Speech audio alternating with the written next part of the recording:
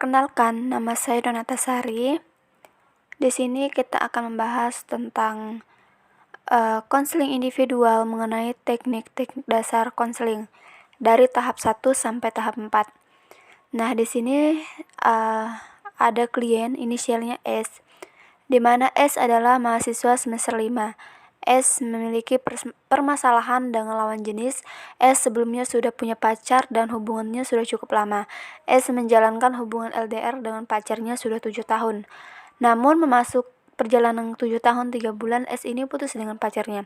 Dikarenakan pacar S ini selingkuh dan lebih memilih selingkuhannya ketimbang mempertahankan hubungannya dengan S.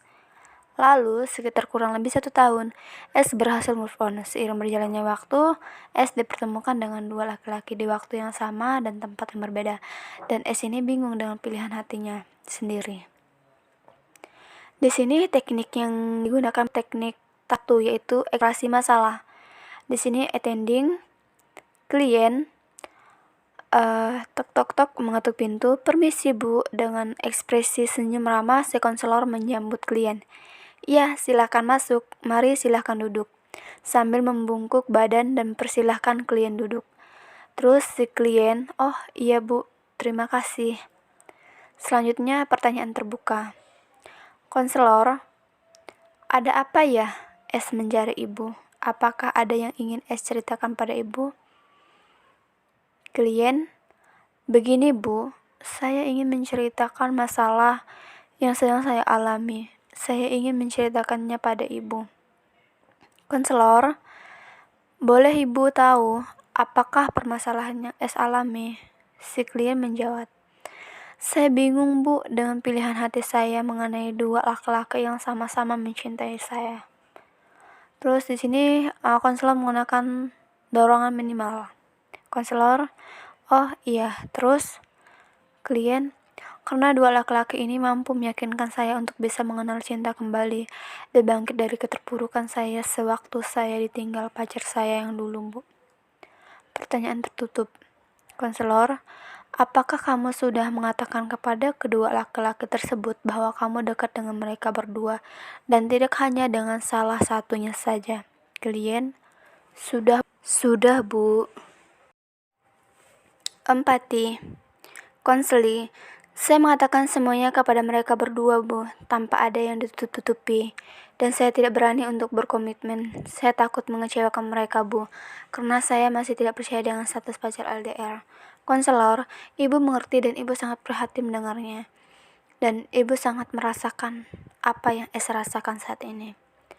Refleksi, konselor, tampaknya dari pengamatan ibu, S takut ya kalau kejadian di masa lalu S terulang kembali. Konseli, iya bu. Mempersonalisasi arti. Konselor, kamu merasa ragu untuk mengambil keputusan untuk memilih salah satu dari mereka karena takut mengecewakan mereka atau kamu yang takut untuk kecewa yang kedua kalinya? Iya bu, dan saya merasa terganggu setiap kali mereka menanyakan jawaban dan kepastian dari saya, dan ini membuat saya kepikiran sebelum tidur. Di sini personalisasi pengalaman. Konselor, kamu merasa jengkel ya karena masih belum bisa memutuskan yang mana pilihan yang akan kamu ambil. Konseli, benar bu, saya sudah berusaha untuk berpikir mengenai keputusan yang akan saya ambil. Tapi setiap saya ingin mengambil keputusan, saya jadi takut bu.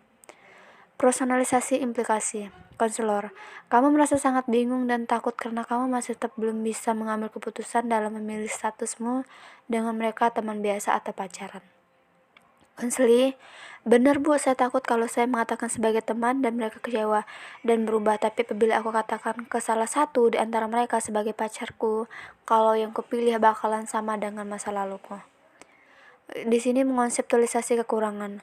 Konselor, S merasa kecewa karena merasa masih membuat mereka berharap pada S. Konseli, iya bu, saya merasa kecewa dan bingung pada diri saya sendiri. Menginternalisasi kekurangan. Konselor, kamu merasa sedih karena kamu sudah mencoba dan hasilnya gagal. Konseli, iya bu, saya merasa sedih sekali dengan hal ini. Mengkonkretkan kekurangan. Konselor, kamu merasa putus asa karena kamu tidak tahu harus berbuat apa sebagaimana tunjukkan oleh kamu ragu menyampaikan kepada mereka berdua. Konseli, Sebenarnya saya ingin mencobanya lagi untuk membicarakan kepada mereka, Bu, tapi saya sudah tidak tahu lagi harus berbuat apa karena saya merasa kalau saya bukan perempuan yang bisa membuat mereka bahagia. Dengan rasa trauma yang kumiliki dan aku selalu menganggap laki-laki itu sama, akan meninggalkan kita di saat kita udah merasa nyaman dengan mereka. Mengonfrontasikan kekurangan. Konselor, tadi kamu mengatakan kalau kamu ingin mencoba tapi kok sekarang kamu tidak tahu harus berbuat apa? Konseli, iya Bu, saya belum melakukan suatu usaha yang maksimal. Andai saja saya bisa mampu mencobanya lagi, mungkin saya tidak akan merasa takut dan ragu untuk mengambil keputusan. Sini mengonseptualisasi aset. Konselor, kamu merasa kesal karena kamu ingin sekali melakukan tetapi kamu tidak bisa melakukannya saat ingin membicarakannya.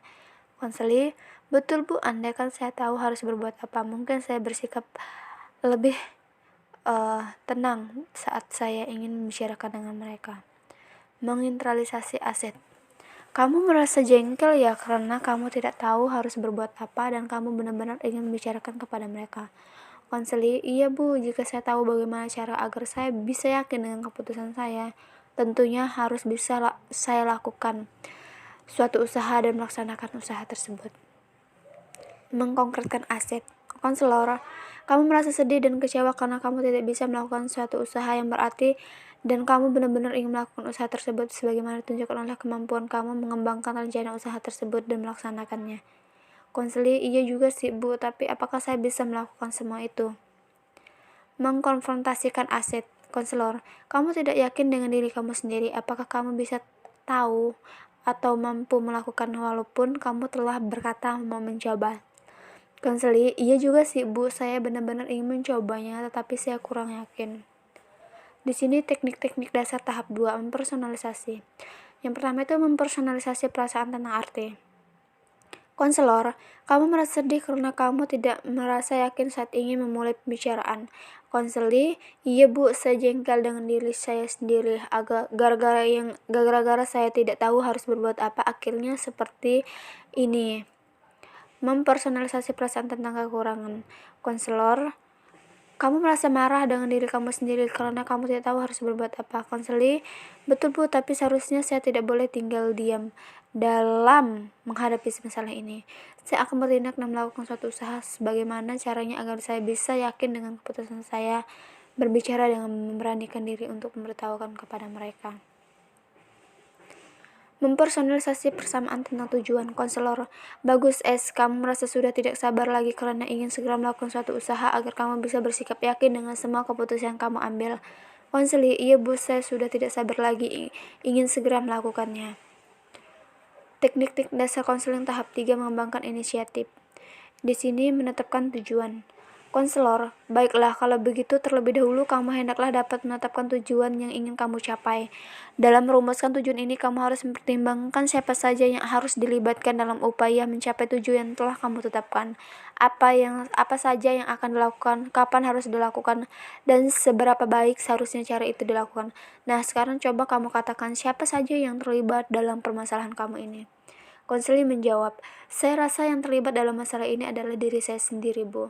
Di sini menetapkan tujuan, menetapkan fungsi. Konselor, baik, lalu apa yang kamu lakukan dalam menyelesaikan ketidakmampuan kamu untuk bersikap yakin dengan keputusan kamu sendiri? Konseli, saya ingin berusaha dengan sebaik mungkin. Menetapkan proses. Konselor, ya itu rencana yang bagus, tapi yang paling penting adalah bagaimana cara kamu melakukannya. Itu dia masalahnya, Bu. Saya merasa takut sehingga saya tidak yakin.